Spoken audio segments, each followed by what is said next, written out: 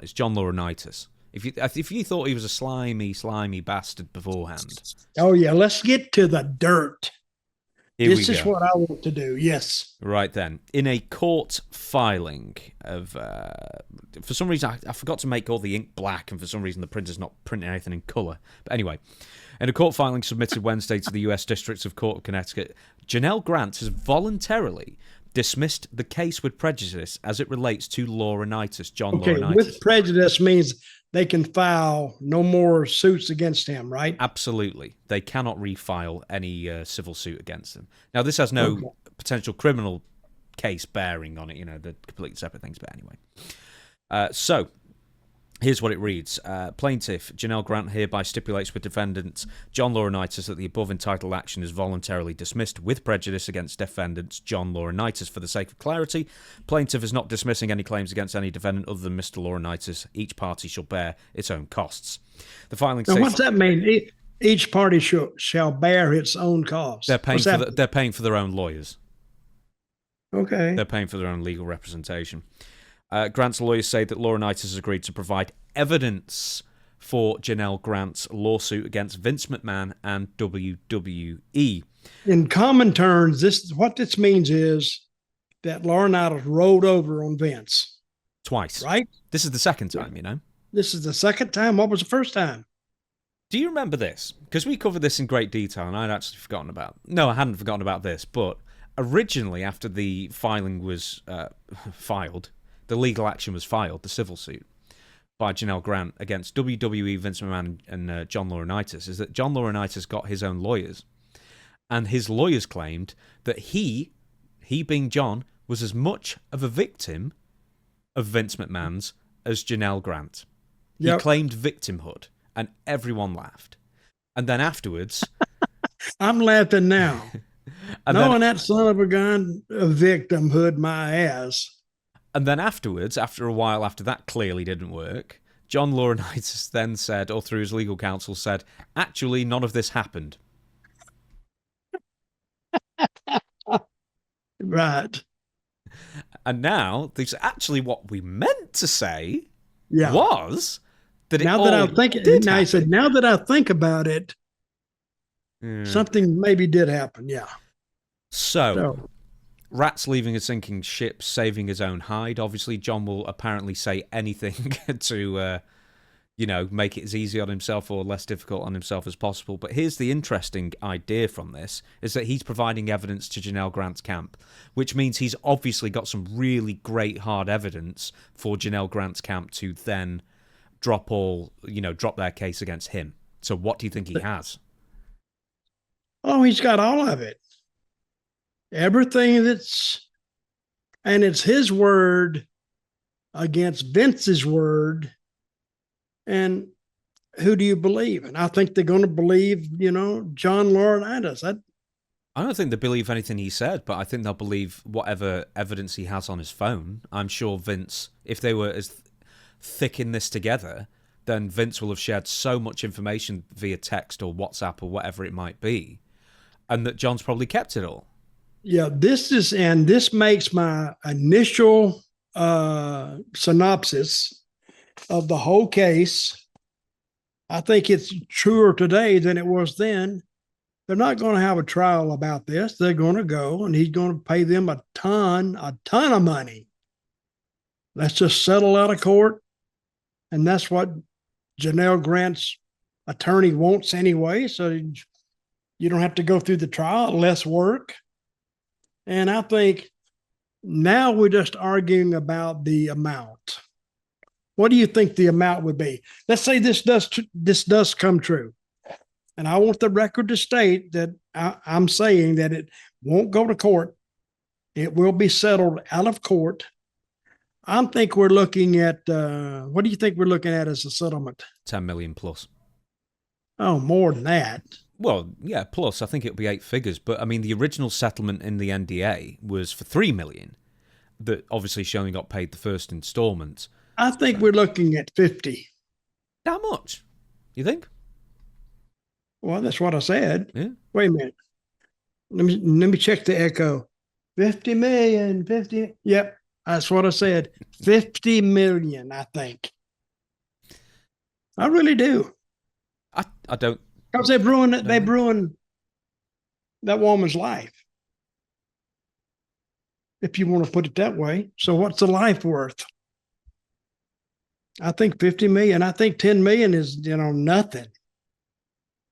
I said, I don't even think they would bring 10 million just to start it. John. And I know that's high, but hey, he's a billionaire. He's a billionaire, and I don't think that's out of the question. I'm going to say $50 million. Now, what is interesting here is because John Laurinaitis has flipped twice. Obviously, he said he was a victim, then he said it never happened, and now he's saying it did all happen. I've got the evidence to prove it. Now, I think your supposition, if you like that word, is correct that they want to settle. Because imagine if they got John Laurinaitis on the stand and said, well, you're quite clearly a massive liar because you've just given 3 different statements, so which one are you saying is true? He would be horrible on the stand. He has no credibility, obviously. So I think now Vince McMahon's camp and WWE's camp and Janelle Grant's camp, none of them want to go to trial at this point because John Laurinaitis, for all the evidence he's provided, would be a terrible witness against Vince and WWE. Mm-hmm. And your point is? I'm just making a point. And agreeing with you. Okay, I've got one more thing. Well, I don't think it's going to go to trial. Nah, I don't think so. And they're going to settle this, and Laurinaitis can be a liar. But how many liars have they had on the stand before that went state's evidence against, the defendant? I think I think that they just rather settle it beforehand, and like $50 million. What's that going to do to Vince? Nothing. Is his lifestyle going to change? Is he going to turn his car in for another one? No, he'll pay it and go on. Well, there's going to be a reason that he'll probably want to pay it sooner rather than later. We'll get to that in a short while. But did you realize, and this had completely not passed me by, I had forgotten it, was one of the NDAs that Vince McMahon had signed was not for him. It was for John. It was for John Laurinaitis. Paid woman, WWE office employee, $1.5 million. Okay. One of the NDAs that Vince signed? Well, John signed it, but Vince paid it. What was that one? So John Laurinaitis had been having an affair, or whatever it was, a relationship with a WWE office employee, and when she broke off the relationship, John demoted her. And then shortly after John demoted her, Vince demoted John, because this was around 2012, just before you joined the company, he was vice president of talent relations, and he ended up having to sign an NDA, and Vince McMahon stumped up $1.5 million. It's like, how many people would Vince pay that much money over to keep quiet? Yeah. So they were really close, apparently. Or this woman had something on Vince as well, like so many others. I'm waiting for the rest of those girls who signed the NDA, and they better hurry up, because how old is Vince? 78? 78, yep. About that. Yeah, he's not going to live forever, so you better if you got any claims against Vince McMahon, just looking at the lifespan issue, I think you better be getting those complaints in and get them filed before he's no longer here with us anymore. One more thing to add. Okay, let me ask you this, and I'm asking for all the fans, not just me. Mm-hmm. So is he still married to to the mother of the 2 twins? I'm so glad you mentioned that, because that's exactly where I'm going to go with it. Shane Douglas, this will all tie together, I promise you. Shane Douglas, when I was discussing with him weekly the wrestling news, he said John Laurinaitis was always the same. He was always a horn dog. He was always going after the women constantly. And that relates to his wife at the time, the Bella Twins' mother, Kathy Kalaci, or Kalachi, however you want to pronounce it. So in 2020, when all this was going on with Janelle Grant and whatever else was happening in John Laurinaitis' private life, Kathy, his wife at the time, was going through serious health problems. She was suffering symptoms akin to a stroke, at the beginning of 2020, which she initially believed to be Bell's palsy, but was eventually discovered to be caused by a mass growing on her brain. Turned out it wasn't brain cancer, which they thought it was brain cancer or a tumor or whatever, but it was an accumulation of blood vessels to the brain, so it almost sounds like a blood clot or, causing that. So she was going through... Or an aneurysm. Yeah, she was going through horrendous health problems, all the while John Laurinaitis was cheating on her on the road with Janelle Grant. So I think the point I'm just going to make it... What a scumbag. Just what a piece of shit. Oh, really? Oh, he's a scumbag. Does anybody like John Laurinaitis? Never heard one person say anything Everybody that I've ever met, I'm not saying whether you liked him or not. Let's put it like they couldn't stand him. John Laurinaitis is just the way he got there. He's a backstabbing bastard. And that's the way he's always been his whole life. If you look at him, he's not that great in the ring. He's not that great on interviews, but he is great at dirt, scraping dirt up and kissing up to the promoter or the owner. That's what he's great at. And he made a pretty good career out of it to 2 or 3 years ago when it all fell apart. Mm-hmm. He did that. Even Bryan Danielson, who is, at one point, that was his father-in-law, because he's married to Brie Bella. I think I got that one right. Yep. Brie Bella and, etc. Even he's like the nicest person in the wrestling business. Even he didn't have anything nice to say about John. He basically said when he was interviewed last year by I don't know who, but I vaguely remember what he said. He just said, whatever emotions I'm as Brian is going through pales into comparison to the real victims in this, whether it be Janelle or Kathy or whoever else it may be. So always, thoughts for others first. And then he just said, hopefully he's going to be my ex-father-in-law sooner rather than later. And just, cut him out, get rid of him, because, he's a real parasite, I guess. How did he even get to WWF?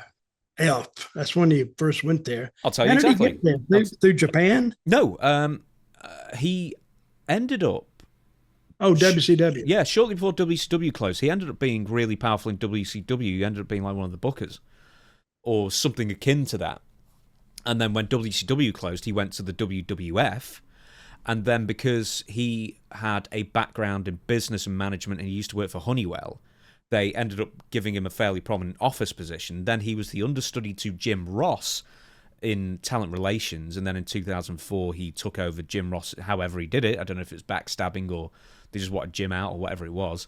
That John was basically groomed to replace Jim Ross. And that's how he ended up in 2004 being there. And funnily enough, in 2004, one of the first things he did was institute the Diva Search contest and then hire a bunch of models out of catalogs. So, where his mind was at. So that's how he got the divas, right? He'd look in the magazines and find them? Literally that, yeah. He would flip through catalogs that he just happened to have, Victoria's Secret or whatever, and go, I like the look of that one, find a number for me, and then offer them jobs. Apparently that happened more than once. Kelly was one. Wow. Well, usually I try to find something really about everybody, and I never really, what we call in the wrestling bit, knock somebody. But I have found no redeeming qualities with John Laurinaitis, ever. And he'll be really, really friendly to your face and turn right around and stick the knife right in your heart. Boom.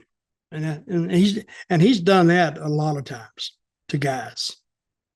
And he just keeps going till he hit this brick wall. And whatever happens to him, he worked very hard to get the result of it. That's what he did. Yeah, Judge Russell, who was presiding over this case, has not decided whether the case is going forward yet or whether it's going to go to arbitration, as Vince McMahon and WWE would like, and that the NDA stipulates. But the terms of the I keep trying to say NWA. The NDA, the non-disclosure agreement, would be null and void if it is found that criminal activity, the NDA is covering for criminal activity, in which case it's null and void, and therefore the case can go to civil court. Right. We're going to move on. Wait a minute. Now you threw something in there I don't understand. What?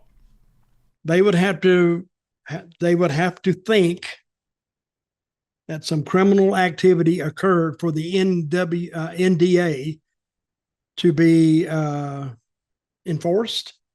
No. The opposite. If in the NDA that Janelle Grant signed, it says any complaints regarding the non-disclosure agreement or payments or whatever has to be settled by arbitration. It cannot go to court. But if the NDA is instituted because it is covering up for a serious crime, then the NDA is not enforceable, and therefore you can be taken to court. That is where the lawsuit is currently, whether it's going to go to court or whether it's going to go to arbitration. Well, what would be the purpose of even taking it to court? So you can get more money. So if they can't decide on the money, then it will go to court? No, not necessarily. It can just go to arbitration. It can, if the judge rules that the NDA is enforceable despite the claims made by Janelle Grant's camp, then it has to go to arbitration.